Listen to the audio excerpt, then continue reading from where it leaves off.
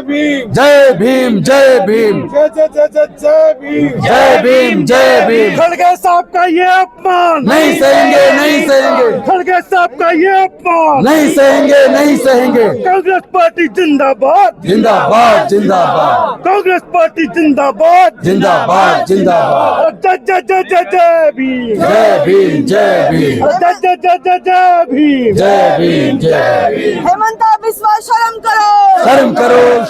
साथियों नमस्कार। मेरी उपस्थिति इस समय दिल्ली के जंतर मंतर पर है और आपको मैं तस्वीरें दिखा रहा हूं। आज कांग्रेस के अनुसूचित जाति मोर्चा के राष्ट्रीय अध्यक्ष राजेंद्र पाल गौतम जी ने एक कॉल की थी। अभी पिछले दिनों जैसा कि मीडिया के माध्यम से खबरें निकल कर आई कि किस तरह से कांग्रेस के राष्ट्रीय अध्यक्ष मल्लिकार्जुन खड़गे साहब को एक जातिवादी नेता ने, एक जातिवादी इस देश के कलंकित ही कहूँगा मैं उसको, कि इस देश के इतने बड़े जो वर्ग है अनुसूचित जाति वर्ग के एकमात्र राष्ट्रीय स्तर के जो नेता हैं उनको उन्होंने अपशब्द कहे। अभी ये मैं आपको दूसरी तस्वीर दिखा रहा हूँ। मेरे पीछे कांग्रेस के जो अनुसूचित जाति मोर्चा के जो लोग हैं वो यहाँ पर प्रदर्शन कर रहे हैं और बड़ी बात इस प्रदर्शन में पूरे जंतर मंतर पर 150-200 लोगों की मौजूदगी दिख रही है। अगर यही काम कांग्रेस के किसी दूसरे नेता को कहा होता तो शायद यहाँ पर हज़ारों की संख्या में कांग्रेसी इकट्ठे होते। यहाँ से पता चलता है कांग्रेस का दलित प्रेम। इसी बात को देखने के लिए मैं यहाँ पहुँचा हूँ कि क्या हो रहा है। राजेंद्र पाल गौतम जब सामाजिक बात करते हैं तो उनके साथ सड़कों पर हज़ारों की संख्या में लोग उतरते हैं, लेकिन जब वो राजनीतिक रूप से कोई कॉल करते हैं तो ये हाल उनका है। बिस्वा शर्म करो। शर्म करो शर्म करो। हेमंता बिस्वा शर्म करो। शर्म करो शर्म करो। ये समय आ गया है कि आपके दलित नेताओं को खुलेआम गाली दी जा रही है। देखिए ये बीजेपी नफरती पार्टी है जी, जहर से भरी हुई है और उसका कारण है मनुस्मृति। क्योंकि बीजेपी मनुस्मृति में भरोसा करती है, मनुस्मृति से देश को चलाना चाहती है और कांग्रेस पार्टी डॉक्टर बाबा साहेब अम्बेडकर जी के संविधान से ही देश को चलाना चाहती है। तो लड़ाई दो विचारधाराओं के बीच है। एक विचारधारा जहरीली है, नफरती है, जो इस देश में महिलाओं को, दलितों को, पिछड़ों को, शूद्रों को, आदिवासियों को इंसान नहीं मानती, जो असमानता पर, विषमता पर आधारित है, अन्याय पर, शोषण पर आधारित है। दूसरी जो विचारधारा है वो समता, स्वतंत्रता, बंधुता, न्याय, प्रज्ञाशील, करुणा और मैत्री पर आधारित है। वो विचारधारा देश के संविधान, बाबा साहेब के बनाए संविधान से देश को चलाना चाहती है। तो ये टकराव विचारधाराओं का है। एक जहरीली विचारधारा है, एक प्रेम से भरी विचारधारा है। वो तो कह रहे हैं सबका साथ सबका विकास। आपको क्या आपत्ति है इसमें? भाई पूरे देश का पैसा गुजरात भेज दिया और गुजरात का बाहर चला गया, तो सबका साथ सबका विकास कहाँ से होगा भाई? विकास उनका होगा जिनको पूरे देश के सारे प्राकृतिक संसाधन सौंप दिए।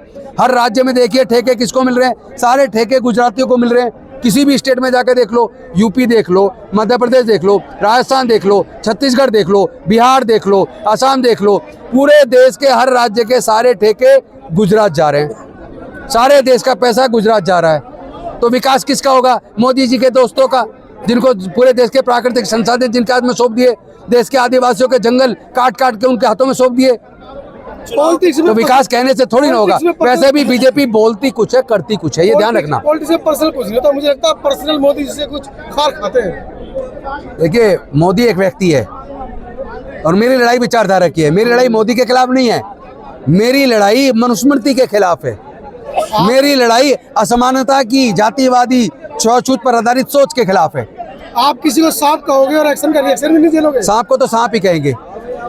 जो जहर से भरे हुए हैं, जो पूरे देश में हिंदू मुसलमान करते रहते हैं, जो पूरे देश के अंदर नफरती भाषण देते रहते हैं, उन्हें जहरीला ना कहा जाए तो क्या कहा जाए? उन्होंने एक्शन कर दिया, उसमें बवाल क्यों? कौन सा एक्शन कर दिया? आपके साफ करने पर उन्होंने रिएक्शन कर दिया, खड़गे जी को नाप दिया।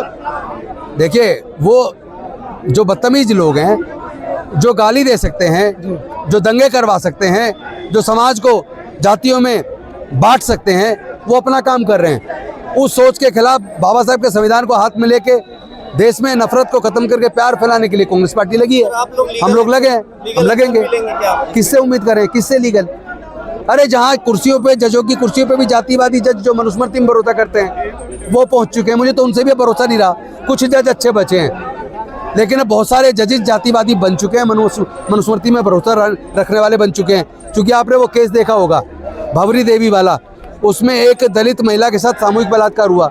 उसके बाद कोर्ट ने अपराधियों को ये कह के बरी कर दिया कि अपराधी ऊंची जाति का है, सवर्ण जाति का है, और जिस महिला का सामूहिक बलात्कार हुआ है वो दलित जाति की है, तो ऊंची जाति के लोग दलित जाति को छू ही नहीं सकते, इसलिए बलात्कार हो नहीं सकता, ये कह के बरी कर देता है।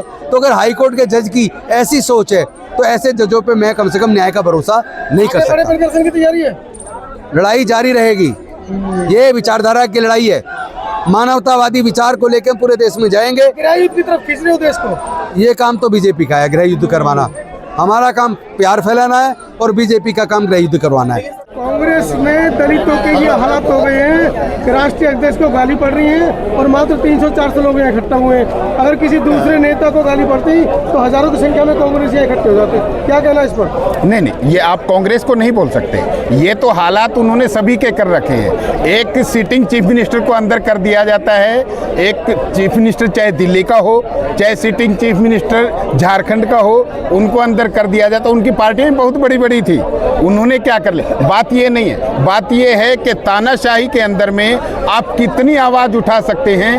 और एक शॉर्ट नोटिस पे जो ये लोग आए हैं, ये नेता हैं, कार्यकर्ता नहीं हैं, जो ये नीचे तक लेकर के जाएंगे। ये आंदोलन बहुत बड़ा होने वाला है, जो हमको लग रहा है कि 200-250 लोग हैं, ये 200-250 नेता लोग हैं। अभी तक कार्यकर्ताओं का आह्वान सारे, किसी को पूछ लीजिए, पोर्टफोलियो होल्डर है, किसी कोई नहीं है। कार्यकर्ता बुलाए नहीं गए। कार्यकर्ता मिशन जय भीम के, मिशन जय भीम के कार्यकर्ता आए हुए हैं जी। तो क्या लग रहा है, गाली सुन के मजा आ रहे हैं? कैसे कह देंगे? गाली खड़गे साहब को गाली सुनवा के आनंद मिल रहा है, ऐसा कैसे कह सकते? दर्द नहीं है लोगों में? दर्द है,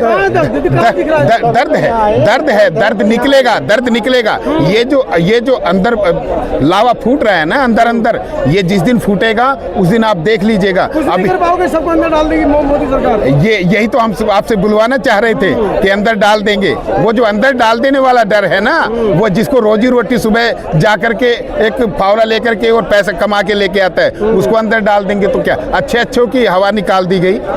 ये जितने खड़े हैं, इतने लोग भी अगर बोल रहे हैं ना, इतनी बड़ी तानाशाही के अंदर, ये बहुत बड़ी बात है। इसको आप छोटी बात मत समझिए। पुलिस वाले उठा के ले जाएंगे, सबके मुंह बंद हो जाएंगे, कोई दिक्कत नहीं है। कोई दिक्कत नहीं, के लिए तैयार है। जो बंद करवाने के लिए तैयार है वही तो यहाँ आए हुए हैं। क्या कहना चाह रहे हैं? चेतावनी देना चाह रहे हैं, निवेदन करना चाह रहे हैं? चेतावनी यही देना चाह रहे हैं कि खड़गे जी जो हैं वो हमारे मूल निवासियों के, दलितों के बहुत बड़े एक आज के दिन में हम अगर उनको बोला जाए तो हमारे पिलर हैं।